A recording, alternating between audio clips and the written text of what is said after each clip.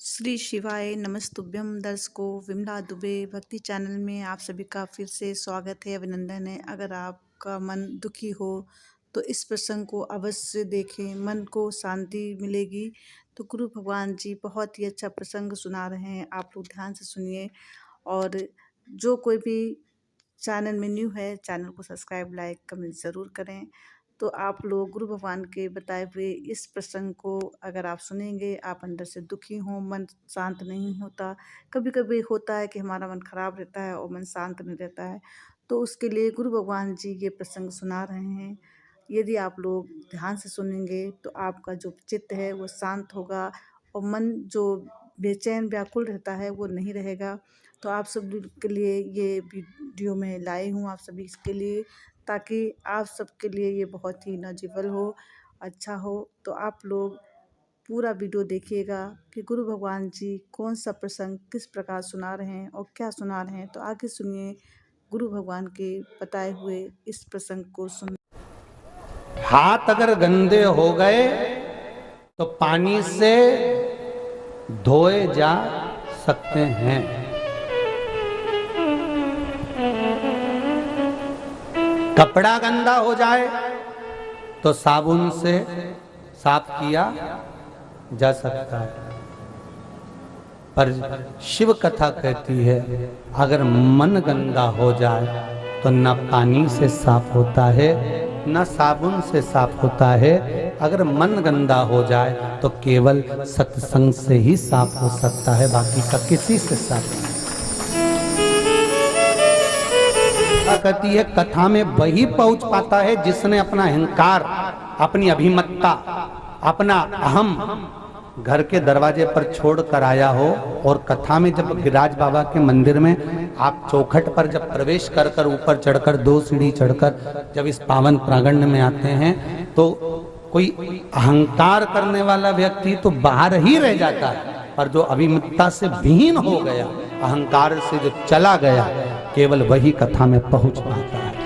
केवल वही कथा में।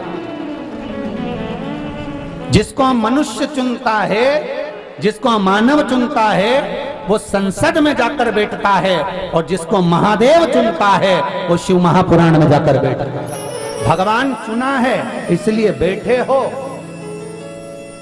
इसलिए बैठे।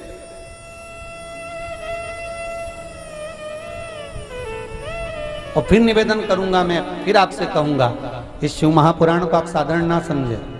गिरिराज बाबा की साक्षी है, भोलेनाथ जी भी बैठे हैं, स्वयं ठाकुर राधा रानी के साथ बैठे हैं, शंकर भगवान की कथा चल रही है, चारों तरफ भगवान शंकर का नाम स्मरण है। इस पंडाल में केवल ये पंडाल नहीं है महाराज जी, ये केवल पंडाल को इसको परिभाषित नहीं कर सकते। हमारे यहाँ एक सुंदर सी बात कही जाती है, दूध को अगर बेकार नहीं होने देना है तो फ्रिज के अंदर रख दो। सही है कि गलत है? सब्जी को बेकार नहीं होने देना, आप भी आई होगी तो काय में रख के आई होगी? बोलो तो नहीं, फ्रिज में रख के आई हो ना, बेकार नहीं होगी, जाओगी शाम को गर्म कर कर फिर काम में ले लोगे। तो ये केवल पंडाल नहीं, ये फ्रिज है। इस फ्रिज के अंदर आकर जो बैठ जाता है वो संसार में सड़ता नहीं है, ये पक्का। जो फ्रिज के बाहर है उसकी गारंटी नहीं, पर फ्रिज के अंदर है तो सड़ेगा तो नहीं। तो तुमसे कोई पूछे यहाँ से जाने के बाद कहाँ गई थी, तो कहना फ्रिज में बैठी थी, पर उसको बता देना कौन से फ्रिज में बैठी थी, नहीं तो वो भी अलमारी फ्रिज की जालियां निकाल के अंदर बैठ जाए, उसका क्या ठिकाना। उसको बताना कौन सा फ्रिज है। ये फ्रिज वो है जो एक बार जाकर बैठ गया, संसार में सड़ता नहीं, ना काम, ना लोभ, ना विषय, ना आसक्ति, ना तृष्णा, ना वासना, उसमें फिर पड़ेगा नहीं, उसको कुछ भी नहीं सुहाएगा। रात में भी अगर सपना देखेगी तो यही देखेगी शंकर जी की कथा चल रही, महाराज जी बाचरिया मैं सुन रही, गिरिराज मंदिर जा रही, गोवर्धननाथ जी का दर्शन कर रही, श्रीनाथ जी बाबा का आनंद कर रही, उसके मन में बस यही चले। और आप में से कई ऐसे होंगे जिनकी नींद नहीं आ रही होगी, सुबह से उठते से बस कथा ही कथा दिखे।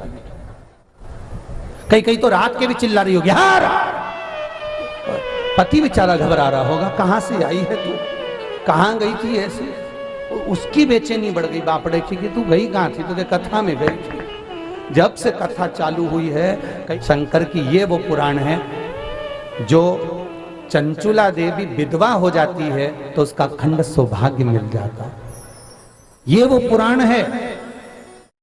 जो अधोगति में मर जाते हैं, जो कुंवारी अवस्था में चले जाते हैं, एक्सीडेंट आदि में चले गए, जिनको पिंड नहीं मिलता। गरुड़ पुराण कहती है कि कुंवारी अवस्था में मरने वाले को पिंड नहीं मिलता, तर्पण नहीं होता, तिलांजलि नहीं होती, ब्रह्म कपाली नहीं होती, उसका श्राद्ध नहीं होता, उसको भोजन नहीं मिलता। पर शिव महापुराण की कथा जो नारी श्रवण कर लेती है, जो पुरुष श्रवण कर लेता है, उसके 71 पीढ़ी में भी अगर कोई कुंवारी अवस्था में मर जाता है तो उसको पिंड मिलना चालू हो जाता है। ये वो पुराण है, साधारण नहीं शिव महापुराण। लोग तरसते हैं इस पुराण के लिए।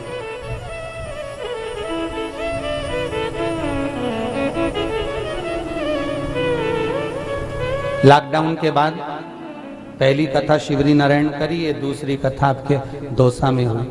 उसके बाद में फिर अभी यहाँ से जाने के बाद 10 तारीख से 16 तारीख सीहोर में रुद्राक्ष महोत्सव है। उसके बाद में फिर झारखंड बोकारो में कथा है, झारखंड में।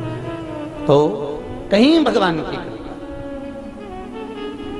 तो एक बार फिर से श्री शिवाय नमस्तुभ्यम। तो दर्शकों, आप सभी को गुरु भगवान की जो कथा है, उन्होंने प्रसंग जो सुनाई है वो बहुत ही अद्भुत है कि यदि हम लोग भगवान के शरण में जाएं या भगवान के भजन कीर्तन में जाएं, सत्संग में जाएं, तो जो हमारे अंदर कुछ भी भावनाएं, गलत चीज़ें हैं, वो सब नहीं हो रहेगी। हम लोग भगवान के भक्ति में रहेंगे तो कोई गलत चीज़ नहीं सोचे समझेंगे। तो गुरु भगवान जी के बताने का यही सार था। तो आप सभी को ये वीडियो अच्छी लगी है तो ज़्यादा शेयर करें, लाइक कमेंट जरूर करें, बेल आइकन दबाना बिल्कुल ना भूलें। नेक्स्ट वीडियो में आपसे फिर से मिलती हूँ, तब तक के लिए नमस्कार।